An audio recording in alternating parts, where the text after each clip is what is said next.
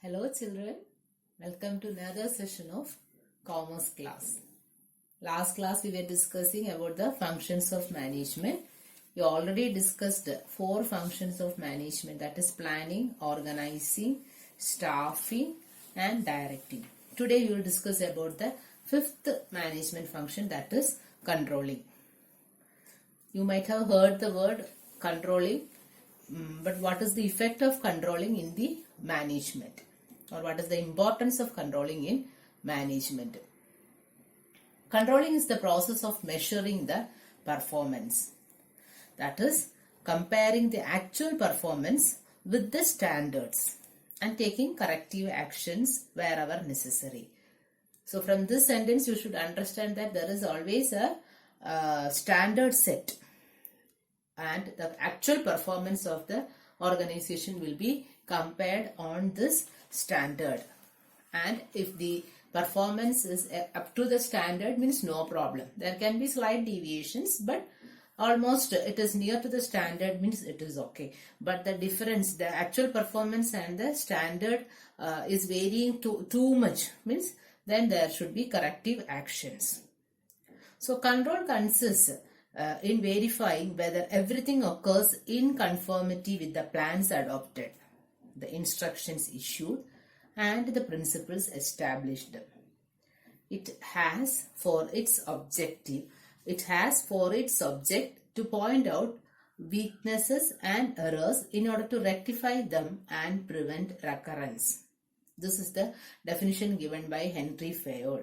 So it has to point out the weaknesses and errors so that we can rectify that and prevent the occurrence of these problems again. Now we will move on to what are the steps or the process of controlling. The steps in the controlling process consists of setting standards of performance. That is the first step. Then the measuring actual performance. We will be measuring actual performance once the actual performance is over. And comparing the actual results with the standard. Analyzing the cause of the deviations and taking corrective actions. This is the process of control. Control is required at all levels of management. Its main purpose is to ensure that the activity is achieving the desired results. Next is importance of controlling. Control function is indispensable for ensuring satisfactory performance and progress of the organization. An efficient control system improves the efficiency of the operations. It will ensure proper implementation of the plans. It will be facilitating the delegation of authority and coordination among the workers. The control system must be easy to understand and apply. That is another feature of control. Any control system, it should be easy to understand as well as easy to apply. And it must be economical and flexible. And the deviations, anything is there, it must report it promptly and assure corrective actions. It must suit the nature and needs of the activity and reflects the organization pattern. As the control should focus attention on exceptional or critical areas. Next we move on to coordination. Coordination is the word we often hear in the day-to-day life. The essence of management is coordinating all the different functions. It is defined as integrating activities to ensure resources of an organization are used most effectively in achieving the goal. So, maximum utilization of the resources so that it will be achieving the goal. Coordination is not a separate function of management, but it is an inherent function in all the managerial aspects. Coordination means harmonizing, synchronizing and unifying individual efforts towards the common objective.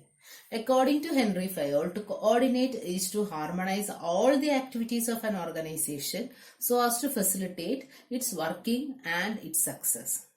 It is the process of integrating and harmonizing the activities of different individuals and departments for the accomplishment of the organizational goals. The ultimate point is to accomplish the organizational goals.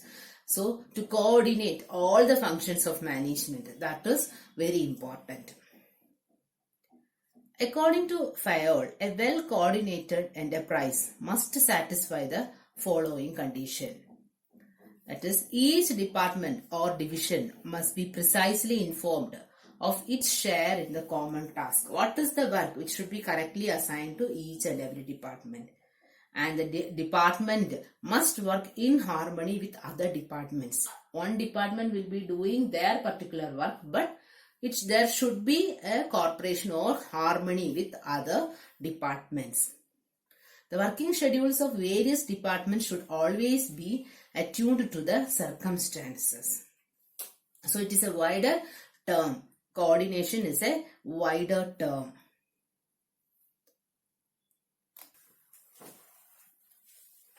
The essential elements of coordination are: it is an orderly arrangement of group effort, arranging the group's effort in a particular order, and it is a continuous and dynamic process.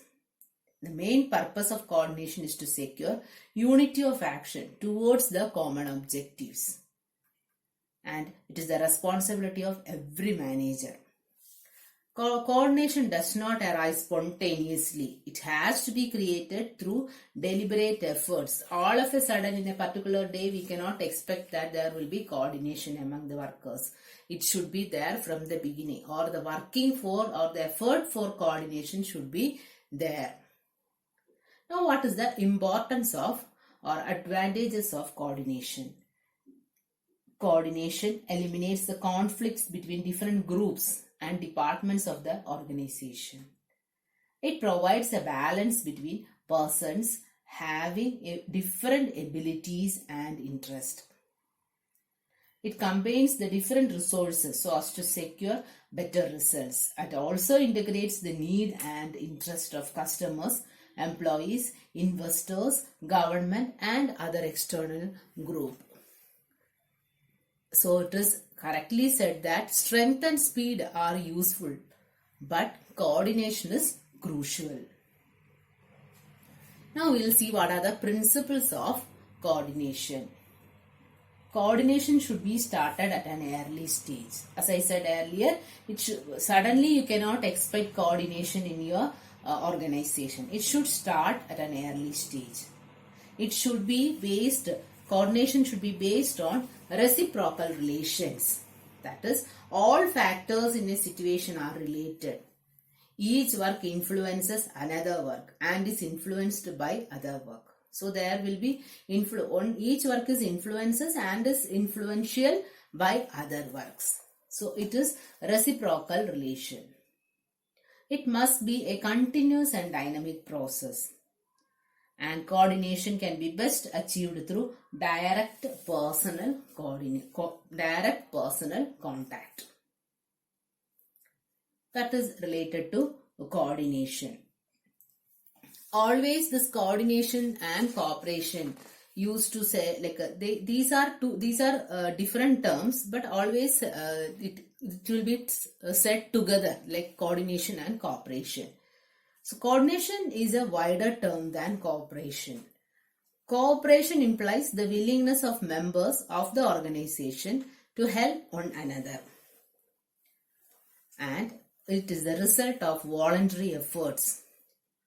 On the other hand, coordination requires deliberate action on the part of management to secure unity of purpose and unified action towards the achievement of some common objectives. So thus coordination is a much wider term than cooperation. This can be explained with the help of an example. A boy willing to take an early morning flight at 3 a.m. and he sets his alarm clock at 2 a.m. before going to bed. His father, knowing about his son's flight, he went to his son's room and set the alarm to 1:30 a.m. Anxious to ensure that her son reaches the airport in time, his mother also sets the alarm in his room and she changed from 1:30 to 1 o'clock. As a result, the son got up 2 hours earlier and lost the much needed sleep of 1 hour. He set it for 2 o'clock. His father changed that to 1:30 and again his mother changed that to 1 o'clock. Actually, there is a cooperation between the parents, but there was no coordination. Similarly, harmony in music cannot be achieved by an orchestra unless the orchestra conductor harmonizes the activities of the members. All the instruments that players are playing it according to their will and wish means it will be horrible for us to hear, isn't it? Like that, harmony should be there. That harmony in the organization, that is the effect of coordination. That is the coordination in the field of management. Now we will see the distinction between coordination and cooperation. Coordination is an orderly arrangement of group efforts to provide unity of action in the pursuit of common objectives. But cooperation is a collective effort of a group to accomplish particular objective. Cooperation is a voluntary action, whereas coordination is a deliberate action. Coordination will be achieved through both formal and informal relations. But in the case of cooperation, it arises out of an informal relation. It is not possible without cooperation. The result is not possible without cooperation. Fruitless without coordination. In the case of cooperation, results will be fruitless without coordination. So, both cooperation needs the support of coordination as well as coordination will be fruitful only if there is cooperation. It is the essence of management, that is coordination. Cooperation, not the essence of management. Thus, coordination is a far more inclusive term, including cooperation. It is a wider term than cooperation. Next, we will see coordination as the essence of management. Every managerial function is an exercise in coordination. According to George Terry, coordination deals with the task of binding efforts in order to ensure successful attainment of an objective. It is accomplished by means of planning, organizing, actuating, and controlling. Just like the conductor of an orchestra, a manager has to create rhythm, that is the balance and unity among the activities of his subordinates. A manager achieves the coordination through the management process, and coordination is the outcome of managerial function. Coordination makes planning more purposeful, as well as organization becomes more well-knit and control more regulative. A manager succeeds to the extent he is able to achieve coordination. Thus becomes a central task of the manager to reconcile differences in approach, timing, etc. Now we can see how management becomes an essence in different functions of management. How coordination becomes an essence of different functions of management. In planning, coordination is required because between the master plan of the enterprise and the plans of different departments or divisions, there should be a coordination. There should be coordination between the objectives and the available resources. In the case of organizing, there should be coordination between the authority and responsibility of every individual. Some work should not be assigned twice. So there should be coordination under organizing also.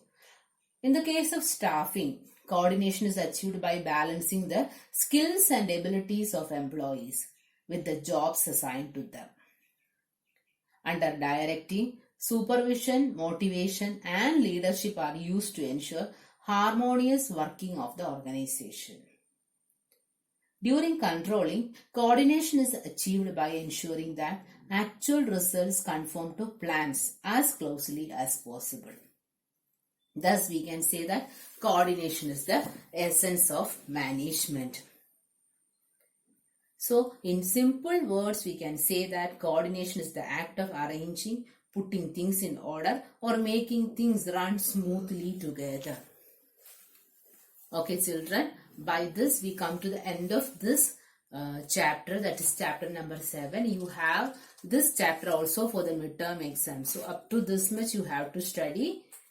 You have to read the textbook and go through all the question answers. Read and write all the question answers in the back of the textbook.